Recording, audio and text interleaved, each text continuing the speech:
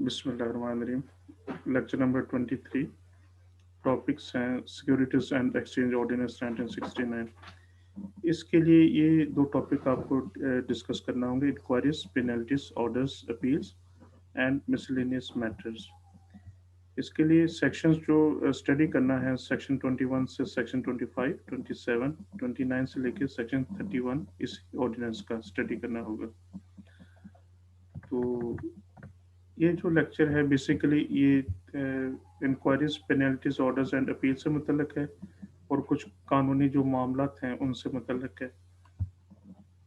Section 21 जो है ये कहता है कि कमीशन जो है वो खुद या अपनी मर्जी से, या अगर कोई एप्लीकेशन मूव करता है, यानी एक तो कमीशन के पास खुद इख्तियार है कि खुद एक्शन ले सकता है। सेकंड ऑप्शन ये है कि अगर कुछ लोग एप्लीकेशन मूव करते हैं, अपने आप को रिप्रेजेंट करते हैं, उनकी रिप्रेजेंटेशन पे जो है वो एक्शन ले सकता है। उनकी जो रिप्रेजेंटेशन है वो 1/10 होनी चाहिए एक्सचेंज के नंबर्स की। यानी हम एक्सचेंज के बारे में डिस्कस करेंगे। कमीशन एक्सचेंज के खिलाफ कोई एक्शन ले सकता है अपनी मर्जी से, या उसके जो मेंबर्स हैं जिनकी तादाद 1/10 होना ज़रूरी है कम से कम, वो एप्लीकेशन मूव करते हैं एक्सचेंज के खिलाफ। और ऐसे लोग जो एक्सचेंज के खिलाफ एप्लीकेशन मूव करते हैं, या तो उनका कोई इसमें इंटरेस्ट हो, या वो एक्सचेंज के किसी एक्ट की वजह से या उनके किसी कंडक्ट की वजह से, ट्रांजैक्शन की वजह से वो अफेक्ट हुए हों, वो उन जो ट्रांजैक्शन है उनके ऊपर असरअंदाज हुए। ये दो ऑप्शंस हो सकती हैं। उस सूरत में कमीशन जो है वो पहला काम ये करेगा कि इंक्वायरी होल्ड करेगा। कमीशन उनके एप्लीकेशन पे, रिप्रेजेंटेशन पे एक इंक्वायरी जो है वो होल्ड करेगा, और इंक्वायरी में वो ये देखेगा कि ये इस एक्सचेंज के अफेयर्स कैसे रन किए जा रहे हैं, इनकी जो डीलिंग्स है एक्सचेंज की वो कैसे है। इसी तरह उनकी डीलिंग्स, इनका बिजनेस, इनके ट्रांजैक्शन जो है एक्सचेंज की, या उनके ब्रोकर्स की, या उनके मेंबर्स की, या उनके डायरेक्टर्स की, या उनके ऑफिसर्स की जो है उनको परखा जाएगा थ्रू इंक्वायरी, जिसको होल्ड करेगा कमीशन। और इस इंक्वायरी में जो है वो ऐसे लोग भी हो सकते हैं मेंबर्स जो कि अभी मेंबर नहीं हैं बल्कि पास्ट मेंबर्स थे। ऐसे मेंबर्स भी इन्वॉल्व हो सकते हैं, इंक्लूड हो सकते हैं इंक्वायरी में, जो कि प्रेजेंट मेंबर्स हो, या डायरेक्टर्स हो, या मैनेजर्स हो, या ऑफिसर्स हो, या एक्सचेंज के। तो ये पास्ट मेंबर्स को भी जो है इंक्वायरी में इंक्लूड कर सकते हैं, ताकि हो सकता है कि उनका कोई उसमें रोल हो तो वो चेक करने के लिए। नेक्स्ट इसमें है कि जैसे इंक्वायरी होल्ड होती है, कमीशन किसी शख्स को अपॉइंट कर देगा, अथोराइज कर देगा, और उसके पास इख्तियार होंगे कि कोई भी इंफॉर्मेशन, कोई भी डॉक्यूमेंट जो है रिक्वायर कर सके। और उस एक्सचेंज की ड्यूटी होगी, उस ऑफिसर की ड्यूटी होगी, उस डायरेक्टर की ड्यूटी होगी जिनके खिलाफ इंक्वायरी होल्ड की गई है, कि वो फर्निश करें ऐसे इंफॉर्मेशन, ऐसे डॉक्यूमेंट्स जो उनके इख्तियारात में हैं, उनके पावर में है, या उनके नॉलेज में है। तो उनकी ड्यूटी होगी कि वो मुकम्मल तौर पर कोऑपरेट करें इंक्वायरी के, जो इंक्वायरी कर रहा है अथॉराइज्ड पर्सन कमीशन की जानिब से, उसके साथ कोऑपरेट करें मुकम्मल तौर पे। और जो शख्स इंक्वायरी कंडक्ट कर रहा है उसके पास ये भी इख्तियार है कि वो कभी भी एक्सचेंज के प्रेमिसेस में एंटर हो सकता है, जिस पे उसकी ऑक्यूपेशन एक्सचेंज की, यानी जहाँ पे एक्सचेंज अपना वर्क कर रही है, उनका जो ऑफिस है या उनका हेड ऑफिस है या कुछ भी है, तो वहाँ पे वो जा सकता है। इसी तरह जो शेयर्स इशू करने वाले कंपनीज हैं या इशू करने वाले पर्सन हैं, लीगल पर्सन, तो वो उनके ऑफिस में भी जा सकता है, उनके प्रेमिसेस में भी एंटर हो सकता है इंक्वायरी के पर्पज़ के लिए। और उनको हम इशूअर कहते हैं जो शेयर्स इशू करते हैं या सिक्योरिटीज इशू करते हैं किसी भी शेप में। उनको तलब कर सकता है इंक्वायरी ऑफिसर, इंस्पेक्शन कर सकता है बुक्स ऑफ अकाउंट्स की, उनके डॉक्यूमेंट्स की, उनके रैकेट की। ये तमाम इख्तियारात उस इंक्वायरी ऑफिसर के पास होंगे जिसको ऑथोराइज करेगा कमीशन। और इसी तरह जो शख्स इंक्वायरी होल्ड कर रहा है उसके पास से इख्तियारात भी हैं, जैसे कि किसी सिविल कोर्ट के पास इख्तियारात होते हैं under code of civil procedure 1908 के तहत। तो ऐसे शख्स के पास जो है इंक्वायरी ऑफिसर के पास इख्तियारात भी होंगे सिविल कोर्ट की तरह के।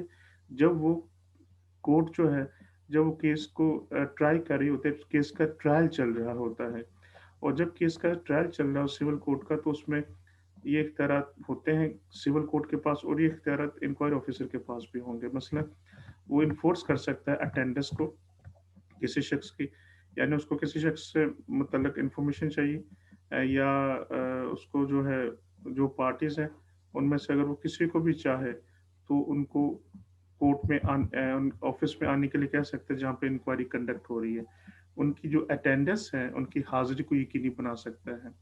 इसी तरह जो भी डॉक्यूमेंट इंक्वायरी ऑफ़िसर को चाहिए उसकी प्रोटेक्शन के लिए वो कंपेल कर सकता है, मजबूर कर सकता है किसी भी पार्टी को कि वो डॉक्यूमेंट उसको प्रोड्यूस किया जाए।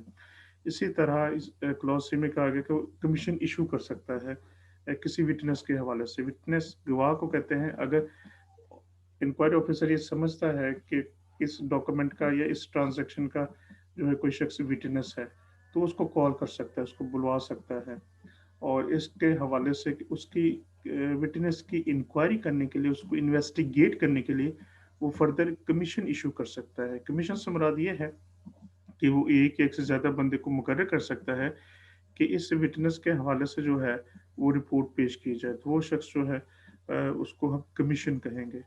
वो शख्स जो है इंक्वायरी ऑफिसर के ऑर्डर पे जो है वो फर्दर जो है इन्वेस्टिगेट करेगा विटनेस के मामला को या इनकी जो भी रिपोर्ट या जो भी रिकॉर्ड या जो भी डाटा या जो भी एविडेंस है वो कलेक्ट करेगा और इंक्वायरी ऑफिस को जो है वो फराहम कर देगा।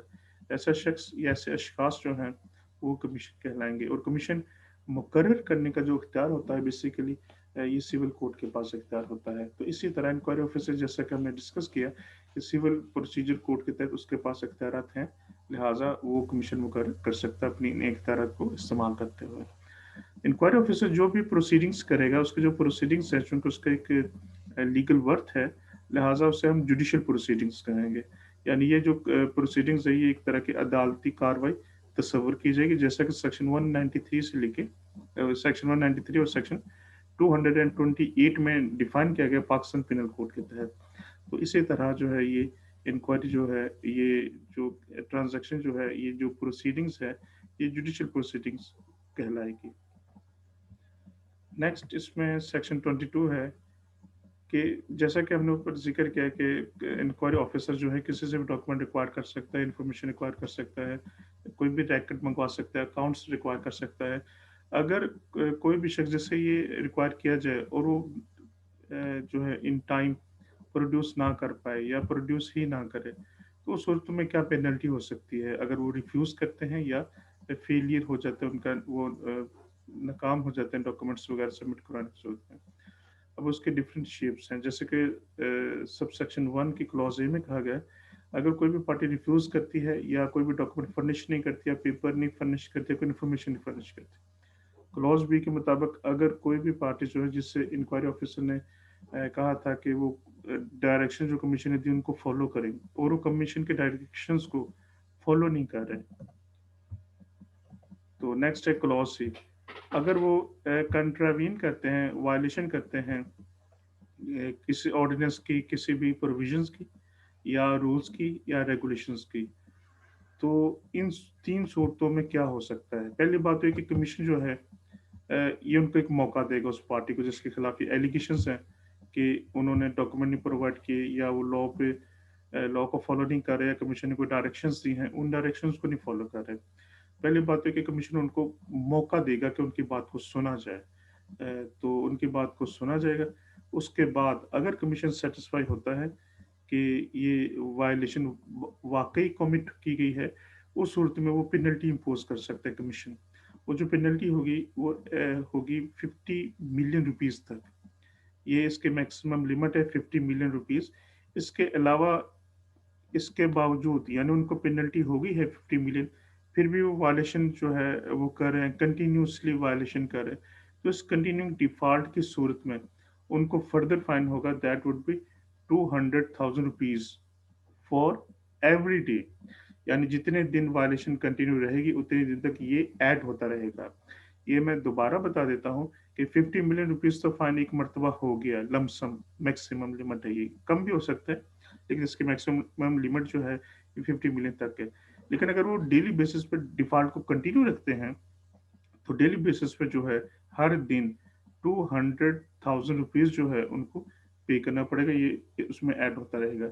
इसी तरह सब सेक्शन 2 में ये कहा गया है कि जो फाइन की अमाउंट है वो उनसे रिकवर करवाई जाएगी, जिनको फाइन इम्पोज़ किया गया है और बिल्कुल उसी तरह रिकवर करवाई जाएगी जैसे कि कोई भी टैक्स रिकवर करवाता है कमिश्नर किसी भी डिवीजन में या किसी भी डिस्ट्रिक्ट में।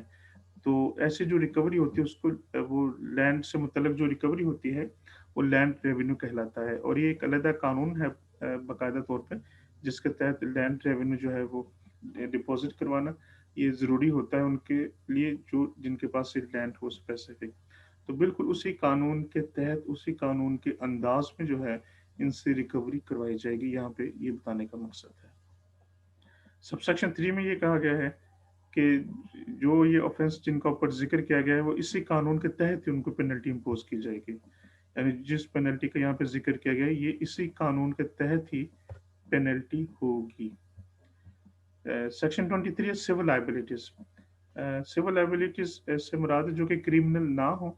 सिविल नोयत कुछ कोई कॉन्ट्रैक्चुअल लायबिलिटीज़ इसमें इंक्लूड हो सकती है या कोई और इसमें लायबिलिटी हो सकती है जो कि क्रिमिनल नोयत की ना हो। कोई भी कॉन्ट्रैक्ट अगर कोई भी पार्टी करती है, जैसे कि ऊपर प्रोविजंस बयान की गई, इनमें से किसी की वायलेशन उसमें शामिल है, उस सूरत में लॉ ये कहता है कि इस तरह का जो कॉन्ट्रैक्ट होगा that would B voidable. Voidable contract वो होता है जिसमें एग्रीव्ड पार्टी जिसको कोई नुकसान हुआ हो, उसके पास इख्तियार होता है कि चाहे तो कॉन्ट्रैक्ट को कंटिन्यू करे और चाहे तो कॉन्ट्रैक्ट को वो कैंसल कर दे। अगर वो कॉन्ट्रैक्ट को कैंसल करना चाहती है, तो कॉन्ट्रैक्ट कैंसल हो जाएगा, वॉइड हो जाएगा। अगर वो कैंसल नहीं करना चाहती या उसमें वो कंटिन्यू करना चाहती है, तो वो कंटिन्यू हो भी सकता है कुछ कुछ सूरतों में। लेकिन अगर वो कैंसल करना चाहे, तो कॉन्ट्रैक्ट कैंसल हो जाएगा और that would be void contract. इस तरह का कॉन्ट्रैक्ट जो है, इस नेचर का कॉन्ट्रैक्ट, ये वॉइडेबल कॉन्ट्रैक्ट कहलाता है। यहाँ पे ये कहा गया है कि अगर कोई भी कॉन्ट्रैक्ट किया जाता है जिसमें वायलेशन की गई है, कॉन्ट्रवेंशन है, ये जो प्रोविजंस ऊपर डिस्कस की गई इसके हवाले से, जिस पार्टी को नुकसान हुआ हो, जो पर्सन अफेक्टेड हो इस कॉन्ट्रवेंशन की वजह से, वो सूट फाइल कर सकता है कोर्ट ऑफ लॉ में, और वो जो सूट फाइल करेगा that would be suit to suit of rescission. यानी वो रिसाइन करने के लिए सूट कर सकता है। इसका मतलब ये है कि जो कॉन्ट्रैक्ट हुआ था उस कॉन्ट्रैक्ट को कैंसिल कर दिया जाए। इसका ये मतलब है कि रिसेशन कर दी जाए, कि जो कॉन्ट्रैक्ट हुआ था उस कॉन्ट्रैक्ट को जो है वो कैंसिल कर दिया जाए। इसके लिए जो सूट फाइल किया जाता है इसको सूट फॉर रिसेशन जो है वो कहा जाता है। अब यहाँ पे एक और प्रोविजन बताई गई, वो ये कि अगर सूट जो है कॉन्ट्रैक्ट कैंसिल ना हो सकता हो किसी टेक्निकल या लीगल रीजन की वजह से, यानी अगर सूट कैंसिल ना हो सकता हो किसी टेक्निकल रीजन की वजह से, उस अफेक्टेड पर्सन को जो लॉस हुआ है उस लॉस को फुलफिल करने के लिए जो एक गिल्टी पार्टी है उससे डैमेजेस वसूल किए जाएंगे। डैमेजेस से मुराद जो लॉस हुआ उसको कॉम्पनसेट किया जाएगा। उसको हम लॉ की ज़ुबान में, सिविल लॉ की ज़ुबान में डैमेजेस कहते हैं, उर्दू में हर्जाना कहते हैं। तो उसको जो है वो हर्जाना अदा करना पड़ेगा, डैमेजेस पे करना पड़ेंगे एग्रीव्ड पार्टी को या अफेक्टेड पार्टी को। सबसेक्शन 2 में कहा गया कि कोई भी शख्स जो है जो भी करता है इसमें अमल, यानी कि कमीशन जो है, कमीशन ने किसी एक्सचेंज से रिक्वायर की है कोई भी डॉक्यूमेंट रिक्वायर किया है, और या कोई भी इस तरह की रिपोर्ट रिक्वायर की है, उस सूरत में अगर कोई भी पार्टी जो है उसको रिपोर्ट ऐसे देती है जो कि मिसलीडिंग है, जिसमें गलत बयानी की गई है, तो वो जो एक्सचेंज होगी या उसके जो ऑफिसर्स होंगे या उसके जो रेलेवेंट पर्सन्स होंगे, वो उसके लायबल होंगे और इस हद तक लायबल होंगे जिस हद तक दूसरी पार्टी को लॉस हुआ है। लेकिन यहाँ पे एक बात है, वो ये कि जो भी शेयर्स वगैरह के हवाले से या किसी और ट्रांजैक्शन के हवाले से जो सिक्योरिटी सेल की गई है, अगर कोई बंदा किसी पर रिलाय करता है और जिस पर रिलाय करता है उसने गलत बयानी की है, उस सूरत में लॉस होता है, तो जिसने गलत बयानी की है वो लॉस को फुलफिल करने का जिम्मेदार होगा। या जो भी डॉक्यूमेंट उसने प्रोवाइड किए हैं और उस डॉक्यूमेंट में उसने गलत बयानी की है, वो उसको उसका जिम्मेदार होगा उस हद तक।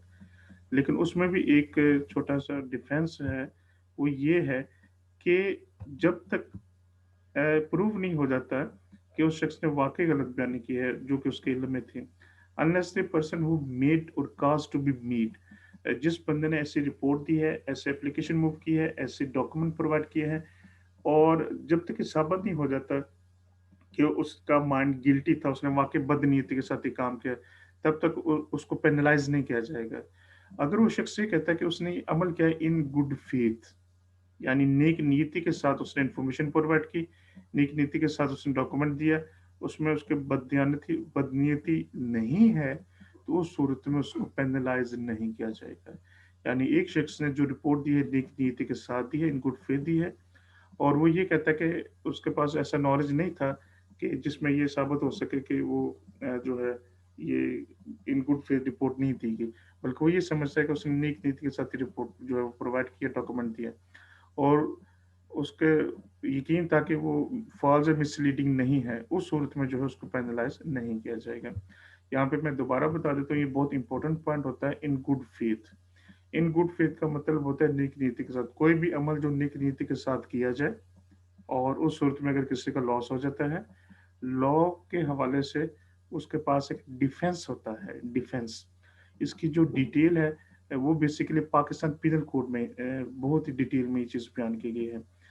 तो चूँकि पाकिस्तान पिनल कोड आपका सब्जेक्ट नहीं है, लिहाज़ा यहाँ पे मुझे मुख्तसर तौर पे बताना होगा कि अगर कोई भी अमल नेक नीयत के साथ किया जाए, कोई भी रिपोर्ट नेक नीयत के साथ दी जाए और उसमें शख्स को इल्म ना हो कि ये गलत है, उस सूरत में लॉ ये कहता है कि उस पे कोई पेनल्टी इम्पोज़ नहीं हो सकती। सबसेक्शन 3 में ये कहा गया कि कोई भी शख्स जो किसी भी ऐसे ट्रांज़ैक्शन में, किसी भी एक्ट में पार्टिसिपेट करता है, जिसमें कंट्रावेंशन है सेक्शन 17 की, तो उस सूरत में भी जब तक ये चीज़ प्रूव ना हो जाए कि ये काम बदनीयती के साथ किया गया है, उस वक़्त तक जो उसको पेनल्टी नहीं जो है पे करना पड़ेगी। यानी अगर ये साबित ना हो कि उसने फ्रॉड किया या अनट्रुथ है या ओमिशन उसने की है और ये जो जब तक ये ना साबित हो तब तक एक तो पेनल्टी नहीं हो सकती। सेकंडली ये है कि अगर ये साबित हो जाता है लेकिन ये भी क्लियर हो जाता है कि उसने ये जो भी अमल किए इन गुड फेथ किए हैं। और उसने जानबूझ के ऐसा काम नहीं किया। यानी हम सपोज़ करते हैं कि जनरल एग्ज़ाम्पल मैं आपको देता हूँ कि एक प्रोडक्ट की प्राइस जो थी 5000 थी। एक शख़्स से किसी ने वो रिक्वायर किया तो उसने उसको 50,000 की वो जो है वो प्रोडक्ट दे दी। अब उसकी एक्चुअल प्राइस 5000 थी, उसने समझा शायद इसकी प्राइस जो है 50,000 है। तो जिसने ये समझा कि शायद इसकी प्राइस 50,000 है, उसने गुड फेथ जो है उससे 50,000 रिक्वायर कर लिए। तो बाद में जब ये पता चला कि ये इसकी प्राइस तो 5,000 है, तो उस बंदे ने फ्रॉड किया है, उसने अनट्रुथ स्टेटमेंट दी है। तो लॉ ये कहता है कि अगर वो साबित कर दे कि उसके पता नहीं था, तो वो अनट्रुथ स्टेटमेंट जो है, इसके बावजूद उसको हम फ्रॉड नहीं कह सकते। हाँ, अलबत्ता एक बात यहाँ पे याद रहे वो ये कि बाकी 45,000 जो है, उसकी ड्यूटी होगी कि उनको रीपे कर दें। यहाँ पे ये चीज़ ज़रूरी है। इसी तरह जो इन गुड फेथ है, अगर कोई इन गुड फेथ कोई भी एक्ट करता है, ट्रांज़ैक्शंस करता है, उसको पेनलाइज़ नहीं किया जाएगा according to that specific law. इसी तरह कोई भी शख्स चाहे डायरेक्टली या इनडायरेक्टली जिसके पास कंट्रोल हो एक्सचेंज के अफेयर्स का या इस तरह के मामलात का और वो लायबल होता है। तो जो शख्स जो पर्सन लायबल है, उसका जिस कंट्रोल जिसके पास है, वो भी जो है, उसको भी उसमें इंक्लूड किया जाएगा, उसको भी पेनलाइज़ किया जा सकता है, चाहे वो डायरेक्टली या इनडायरेक्टली उसमें लायबल हो। ये बात मैं दोबारा क्लियर कर देता हूँ चूँकि यहाँ पे पर्सन बार-बार रिपीट हुआ है। पर्सन को हम डिस्कस कर चुके हैं, पर्सन से मुराद कोई भी लीगल पर्सन भी हो सकता है, नेचुरल पर्सन भी हो सकता है। अब हम सपोज़ करते हैं कंपनी एक लीगल पर्सन है, उसको रन करने वाले जो डायरेक्टर्स हैं, मेंबर्स हैं। अब अगर कंपनी का डिफ़ॉल्ट सामने आता है। इसी तरह कुछ मेंबर्स का भी सामने आता है कि वो भी इन्वॉल्व हैं। तो इसमें कंपनी भी रिस्पॉन्सिबल होगी और वो मेंबर या ड जो डायरेक्टर हैं वो भी जो है उनको भी पेनलाइज़ किया जाएगा। लिहाज़ा ये 2 तरह की पेनल्टी बनेगी। एक पेनल्टी बनेगी कंपनी की, एक पेनल्टी बनेगी उनकी जिनका उस कंपनी के ऊपर कंट्रोल है किसी न किसी हद तक। तो इस तरह जो है वो भी पेनलाइज़ किए जाएँगे। लेकिन यहाँ पे भी वही बात आ गई वो ये कि कोई पेनलाइज़ करने से पहले ये देखना पड़ेगा उनके पास डिफेंस है कि अगर वो कहते हैं कि हमने in good faith he act किया है, उस सूरत में उनको पेनलाइज़ नहीं किया जाएगा। इसी तरह जो लायबिलिटी है ये जॉइंट भी हो सकती है, सेवरल भी हो सकती है। यानी जितने लोग इसमें रिस्पॉन्सिबल होंगे, उन तमाम को जो है वो पेनलाइज़ किया जा सकता है, पेनल्टी इन तमाम पे भी इम्पोज़ की जा सकती है। इंडिविजुअली भी की जा सकती है और जॉइंटली भी, सेवरली भी की जा सकती है। और यहाँ पे वही बात दोबारा आ गई कि जब तक ये चीज़ साबित ना हो कि प्लेंटिफ जो है उसने अगर कोई प्लेंटिफ वो शख्स होता है जो मुकदमा दायर करता है अदालत में। डिफेंडेंट वो होता है जो अपने मुकदमे का दिफ़ा करता है और जब तक इनकी फ्रॉडुलेंट मिस रिप्रेजेंटेशन साबित नहीं होती दोनों में से किसी की भी, तब तक किसी पे भी पेनल्टी इम्पोज़ नहीं की जा सकती। यानी एक आदमी ने मुकदमा दायर कर दिया, बाद में पता चले मुकदमा गलत है, उस सूरत में डिफेंडेंट को जो है पेनलाइज़ नहीं किया जाएगा। या डिफेंडेंट कहता है कि इन्होंने जो मुकदमा दायर किया मेरे खिलाफ, एक्चुअली मेरी नेक नीति थी उसमें, मैंने गलत बयानी जानबूझ के नहीं की, बल्कि मुझे जो रिपोर्ट दी गई, मैंने उनकी बेसिस के ऊपर डिसीजन किया। लिहाज़ा इस तरह का अमल फिर फ्रॉडुलेंट मिसरिप्रेजेंटेशन नहीं कहलाएगा। इसी तरह जो भी एक्ट होता है, जो भी ऊपर हमने ऑफेंस का ज़िक्र किया, कमिट होता है, उसके 3 साल के अंदर-अंदर सूट फाइल करना ज़रूरी है।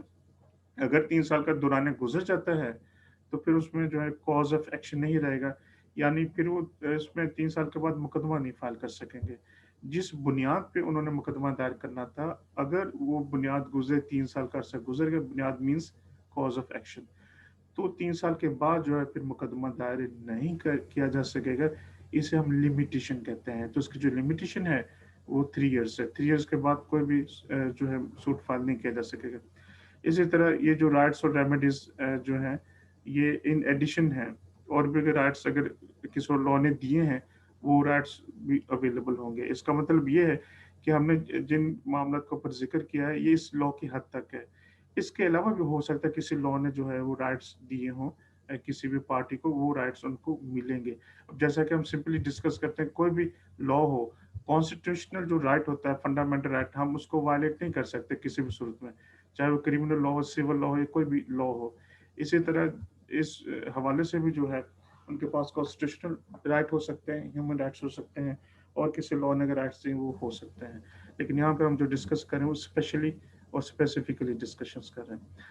अब बात है कि जो भी कंट्रावीन करता है, ऊपर जो डिस्कस की गई प्रोविजंस, और खासतौर पर सेक्शन 17 की, उस सूरत में उनको इम्प्रिजनमेंट हो सकती है। इम्प्रिजनमेंट की जो मुद्दत है, दैट मे बी 3 इयर्स, या फाइन हो सकता है। फाइन के अमाउंट की अगर बात की जाए तो इसकी मैक्सिमम लिमिट है 500,000 रुपीज़, या दोनों हो सकते हैं, यानी फाइन भी हो सकता है और इम्प्रिजनमेंट भी हो सकती है। सब सेक्शन 2 ये कहता है कि कोई भी कंपनी का डायरेक्टर, उसका मैनेजर या ऑफिसर जो रिस्पॉन्सिबल होंगे, जब तक ये साबित ना हो जाए, जैसे हमने ऊपर डिटेल में डिस्कस किया कि ये साबित करना ज़रूरी है।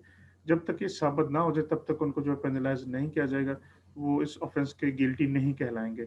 अगर वो ये कहते हैं कि ये जो भी एक्ट हुआ उनके इल्म के बगैर, उन्हें नहीं पता था, या उन्होंने बचने की कोशिश की, लेकिन हालात ऐसे बन गए कि वो नहीं बच सके, वो उसको नहीं प्रिवेंट कर सके, तो उस सूरत में जो है उनको पेनलाइज़ नहीं किया जाएगा। सेक्शन 25 कॉग्निजेंस ऑफ ऑफेंस, किस ऑफेंस जो है इसका नोटिस कौन लेगा? ये जो जिन ऑफेंसेस का, इन जराइम का ऑफेंस जुर्म को कहते हैं, जिन ऑफेंसेस का हमने बीच में जिक्र किया है, तो उसके लिए कमीशन जो है ये इन राइटिंग जो है कंप्लेन फाइल करेगा, या उसका जो ऑथराइज ऑफिसर है जिसको कमीशन ने ऑथराइज किया है, वो कंप्लेन फाइल करेगा कोर्ट में। जब वो कोर्ट में कंप्लेन फाइल करेगा, उसके बाद उसके खिलाफ एक्शन होगा उस पर्सन के खिलाफ। चाहे वो पर्सन डायरेक्टर है, मेंबर है, चाहे वो पर्सन कंपनी है, उसके खिलाफ एक्शन होगा। लेकिन जिस कोर्ट में कंप्लेन फाइल की जाएगी, वो कंप्लेन जो है वो सेशन कोर्ट से कम नहीं होगी। तो इसका मतलब ये कि कम से कम जो कोर्ट होगी, that would B session court, और सेशन कोर्ट जो होती है ये क्रिमिनल मामला को देखती है, लिहाजा ये एक ऑफेंस होगा। ऑफेंस जो है ये जुर्म को कहते हैं, तो उस जुर्म के हवाले से मुकदमा सुनने का इख्तियार सिर्फ सेशन कोर्ट के पास है। चैप्टर 6 है मिसलेनियस से मुतल्लिक, इसमें सेक्शन 27 है एडवाइजरी कमेटी। तो कमीशन जो है ये एडवाइस के लिए या असिस्टेंस के लिए एडवाइजरी कमेटी जो है वो कॉन्स्टिट्यूट कर सकता है, एडवाइजरी कमेटी बना सकता है, और ऐसे लोगों के ऊपर मुश्तमिल होगी जो जिनके पास स्पेशल नॉलेज होगा उस सब्जेक्ट से मुतल्लिक, सब्जेक्ट मैटर से मुतल्लिक। इसी तरह सेक्शन 29 ये कहता है कि कमीशन के पास इख्तियार है कि किसी पर्सन या क्लास ऑफ पर्सन को जो है एग्जाम कर सकता है इस लॉ की प्रोविजन के हवाले से।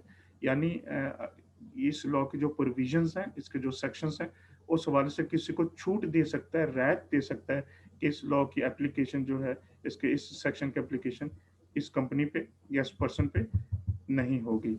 तो कमीशन के पास इख्तियार को एग्जम्पशन दे सके, छूट दे सके, रियायत दे सके। इसी तरह सेक्शन 30 इंडेमनिटी से मुतल्लिक है कि जो कमीशन है या कमीशन के जो भी ऑथोराइज्ड ऑफिसर्स हैं, उनके खिलाफ कोई मुकदमा नहीं फाइल किया जा सकेगा, या उनके खिलाफ कोई प्रोसिक्यूशन नहीं होगी, यानी किसी किस्म की कोई जो है फौजदारी कार्रवाई नहीं की जाएगी, कोई कंप्लेंट फाइल नहीं की जाएगी, ना ही कोई लीगल प्रोसीडिंग उनके खिलाफ इनिशिएट होगी।